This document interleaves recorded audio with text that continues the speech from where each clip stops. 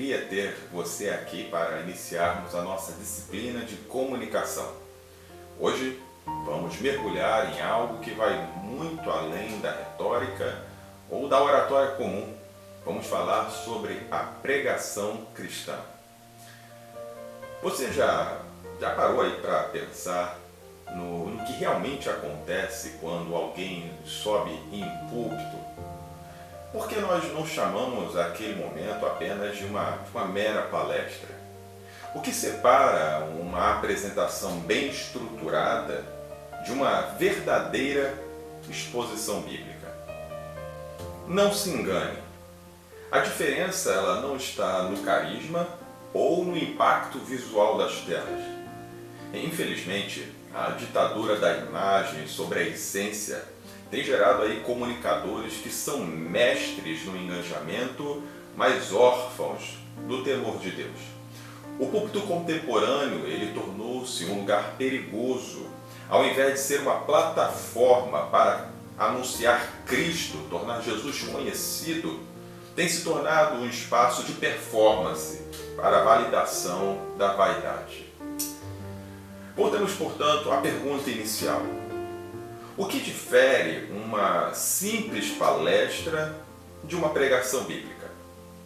Bom, a diferença basicamente se reside no propósito e na importância do que está sendo comunicado. E em se tratando dessa matéria, o apóstolo Paulo ele diz em 1 Coríntios, capítulo 2, versículo 4 e 5. Minha mensagem e minha pregação não consistiram de palavras persuasivas de sabedoria, mas consistiram de demonstração do poder do Espírito, para que a fé que vocês têm não se baseasse na sabedoria humana, mas no poder de Deus. N. Balt, clérigo da Igreja Metodista Episcopal do Sul, um dos autores mais influentes da história cristã no que diz respeito ao tema da oração, afirmava que a necessidade do pregador é ser, antes de tudo, um homem de oração, defendendo que a unção divina ela é muito mais importante que a técnica performática. Foi ele mesmo que disse: o Espírito Santo não flui através de métodos, mas através de homens. Ele não vem sobre mecanismos, mas sobre homens. Ele não unge planos, mas unge homens, e homens de oração. Nessa aula, o nosso objetivo é entender por que pregamos e qual a responsabilidade que carregamos ao expor o texto bíblico diante de uma audiência. Prepare o seu coração, a sua mente, porque pregar não é apenas transmitir informação. É, sobretudo, um ato de adoração expresso por meio do serviço. Vamos falar agora sobre o propósito da pregação, ou seja, para que pregamos? A primeira pergunta que precisamos responder é: para que pregamos? Qual é o alvo final de todo o nosso esforço comunicativo? O propósito primário e inegociável é glorificar a Deus. Como diz o apóstolo Paulo em 1 Coríntios 10:31, tudo o que fazemos, inclusive falar em seu nome, deve ser para a sua glória. Toda pregação deve exaltar o Senhor e a sua obra, nunca e jamais o pregador. Essa glorificação não é um acessório da mensagem, mas a sua própria essência, pois pregamos movidos pelo amor a Cristo e não pela busca da autoafirmação. Quando o pregador se coloca como protagonista, ele acaba assumindo um lugar que não lhe pertence, falhando, portanto, em sua missão de revelar o Cristo como alguém digno de todo louvor. Glorificar a Deus na pregação significa, portanto, submeter nossas opiniões à autoridade das Escrituras, falando as palavras de Deus, para que o ouvinte não saia impressionado com a nossa oratória, mas constrangido pela santidade e graça do Senhor. O alvo final é que, ao término da exposição, o público não apenas tenha recebido informações, mas tenha sido conduzido ao encontro real com a grandeza do bom pastor, resultando assim em maturidade.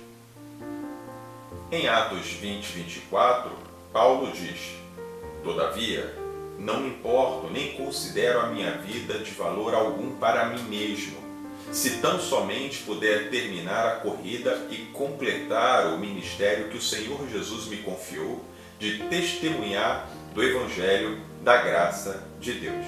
Testemunhar da graça significa reconhecer que a mensagem não nos pertence. Somos apenas canais de uma autoridade que emana diretamente das Escrituras. Por isso, o foco principal do nosso esforço deve ser a salvação em Cristo e a formação de discípulos, garantindo que o conteúdo seja estritamente cristocêntrico. Embora o reconhecimento da autoridade das Escrituras seja o nosso ponto de partida, precisamos ser vigilantes para que esse esforço não se perca na construção de uma massa de adeptos institucionais. Testemunhar da graça não é recrutar membros para uma organização religiosa, mas formar discípulos para um reino.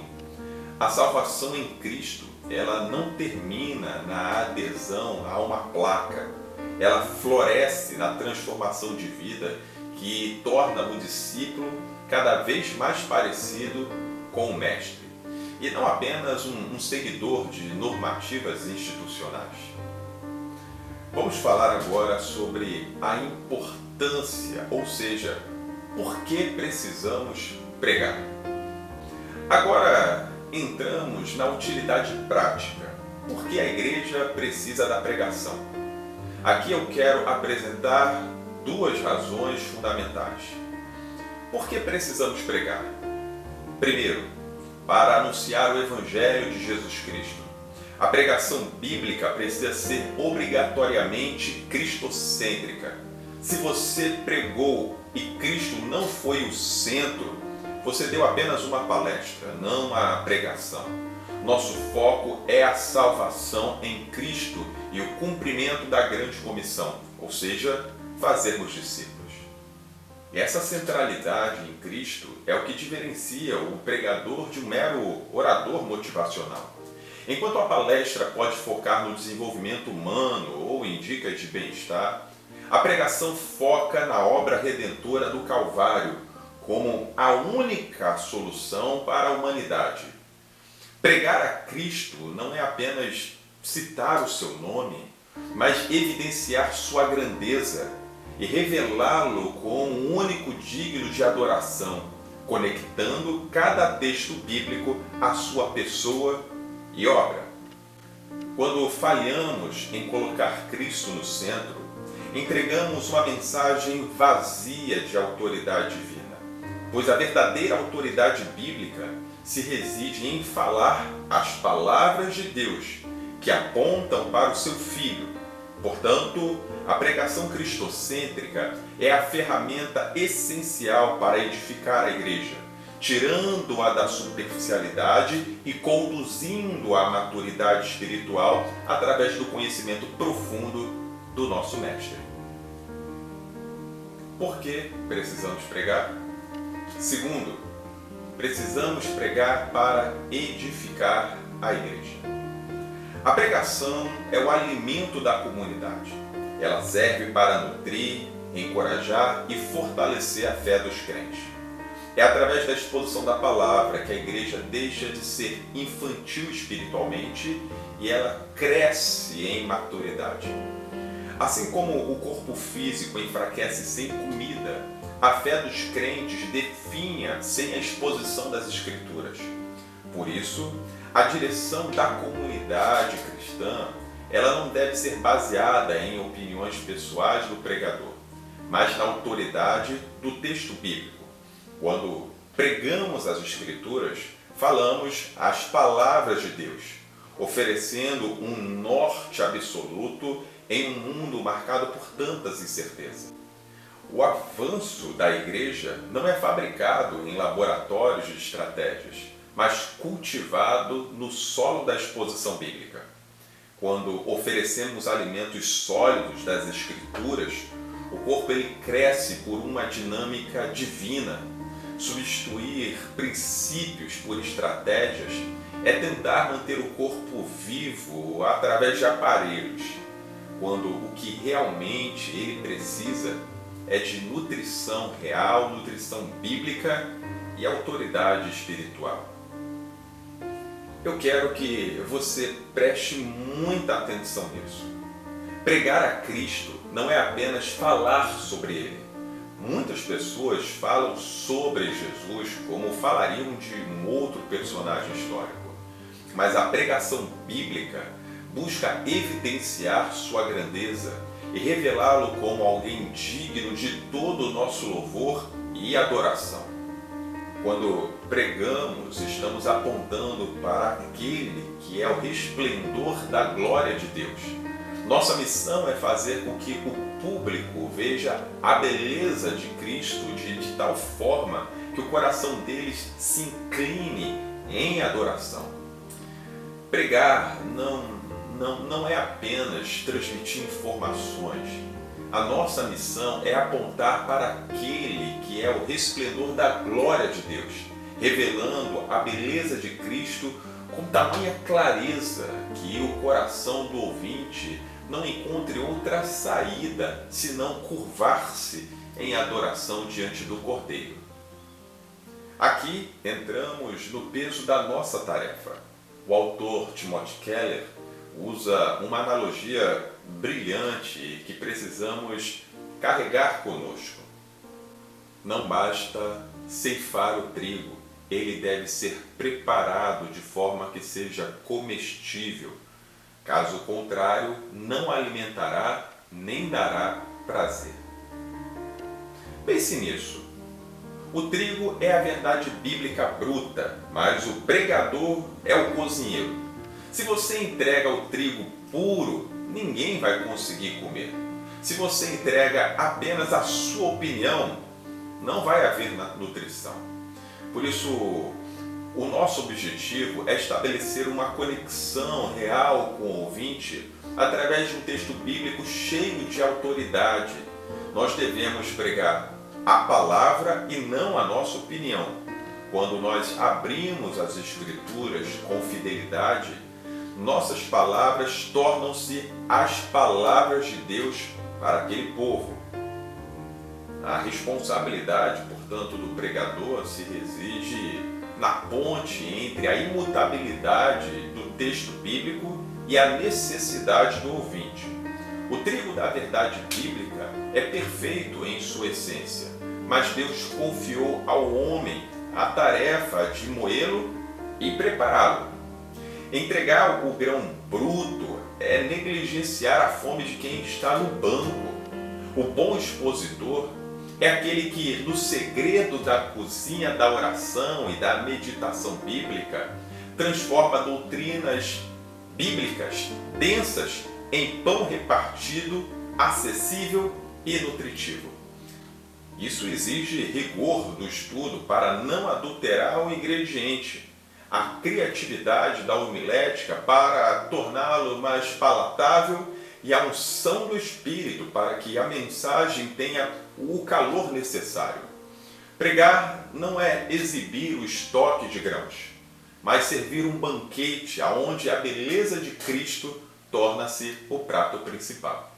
O objetivo final não é que o público admire a técnica do cozinheiro, mas saia satisfeito, fortalecido e inclinado em adoração diante daquele que é o verdadeiro pão da vida. Se a verdade bíblica não for assimilada, o pregador falhou em sua missão de alimentar o rebanho.